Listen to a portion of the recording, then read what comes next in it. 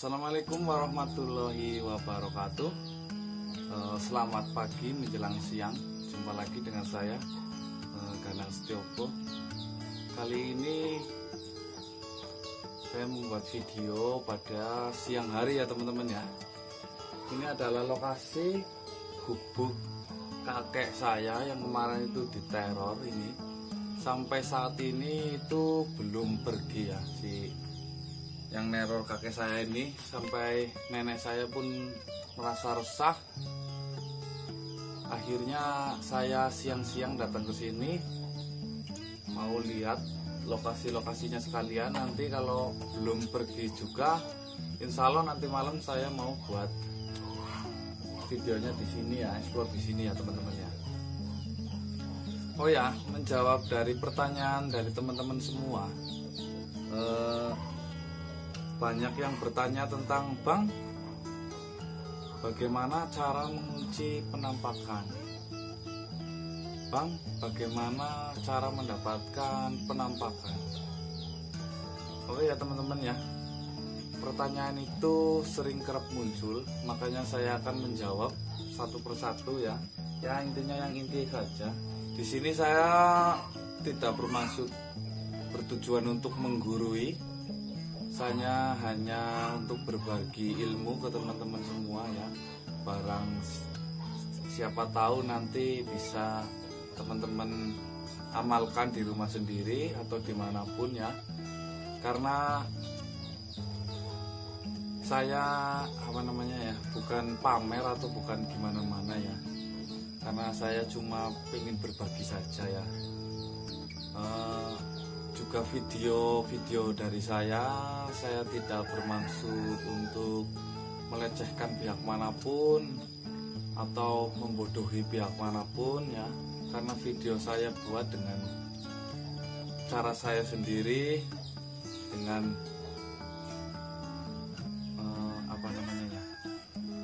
saya diberi fadilah sama Allah ya, seperti itulah saya cara menyampaikannya ya teman-teman. Saya juga tidak menuntut kepercayaan dari siapapun, karena kalau saya bilang video saya ini hanya 100% real, nanti banyak haters. Jadi saya golongkan video saya, posisikan ke hiburan saja, mungkin biar lebih ke tengah-tengah saja ya teman-teman. Seperti itu ya. Karena penampakan makhluk tak kasat mata itu setiap desa, setiap daerah, setiap tempat itu berbeda-beda teman-temannya. Ada yang berekspektasi tentang penampakan nggak bisa dipegang, ada juga yang berekspektasi tentang penampakan itu ngambang juga ada yang berpikiran juga penampakan nggak bisa tertangkap kamera juga ada teman-temannya. Jadi untuk meyakinkan dan menyatukan pola pikir 1 juta kepala itu sangat luar biasa susah ya. Jadi saya golongkan video saya ke hiburan saja, biar nanti kita ke tengah-tengah. Oke ya, langsung ke pembahasan utama saja. Biasa ya, Bang, pertanyaan yang sering kerap, Bang, kenapa saya explore ke tempat-tempat nggak dapat penampakan, Bang? Gini ya teman-teman ya, penampakan itu muncul itu nggak sembarang ke sembarang orang. Contohnya saya dulu waktu masih belajar ya, lihat video saya yang di bawah-bawah itu sangat takut luar biasa. Penampakan itu datang pada tempat yang lembab, terus gelap, juga jarang oleh dimasuki manusia ya. Itu juga tempat-tempat biasanya kan orang udah tahu ini angker gitu ya teman-teman ya. Makanya jangan harap mendapatkan penampakan kalau cuma di belakang rumah teman-teman. Saya kadang berjalannya itu sangat jauh ya. Kadang kalau udah rezeki deket pun dapat teman-teman. Seperti itu teman-teman. Jadi yang menganggap video saya adalah hoax silahkan monggo kerso. Yang menganggap video saya suka dan berhibur, saya ucapkan terima kasih ya. seperti itu ya teman-teman. Oke ya, saya yang biasa saya lakukan kalau waktu penelusuran itu teman-teman ya. Yang pertama, saya dari rumah itu selalu perut keadaan kenyang atau nggak lapar lah. Kalau kita lapar nanti kita down dulu kalau lihat sosoknya teman-teman. Karena saya punya cerita sedikit ya. Waktu dulu saya itu agak sombong ya. Saya nggak takut apa-apa. Tapi giliran saya datang bertemu langsung, dia itu bukan cuma mukanya yang jelek, bukan cuma tampangnya yang menakutkan. Dia itu punya energi yang membuat jantung kita itu berdebar kencang sehingga kita itu gemeter dan rasa takut. Akhirnya kita yang kalah. Jadi sebelum kita melihat itu dulu, kita harus persiapkan dulu. Jangan sampai kita lengah sedikit pun.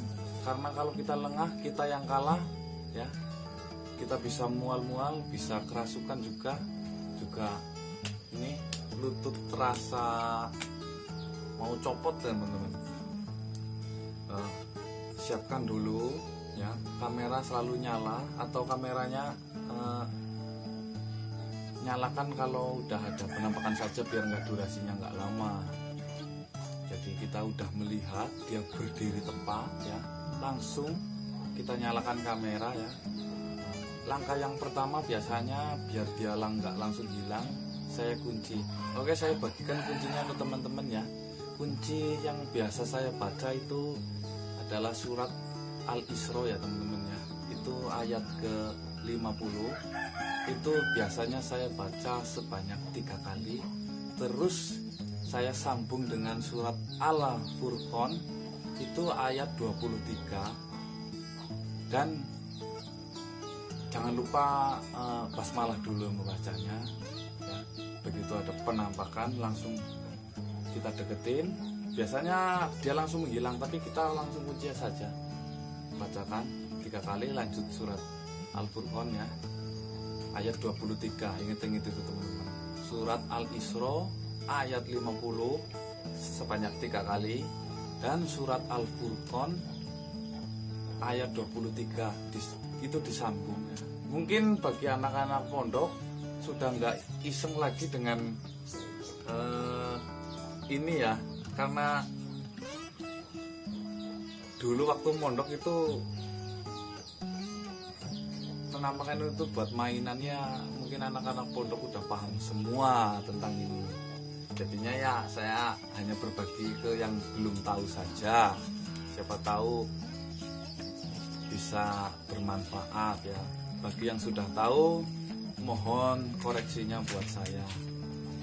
Selanjutnya, kalau kita sudah melihat dengan jelas, itu paling lama itu 10 menit lah.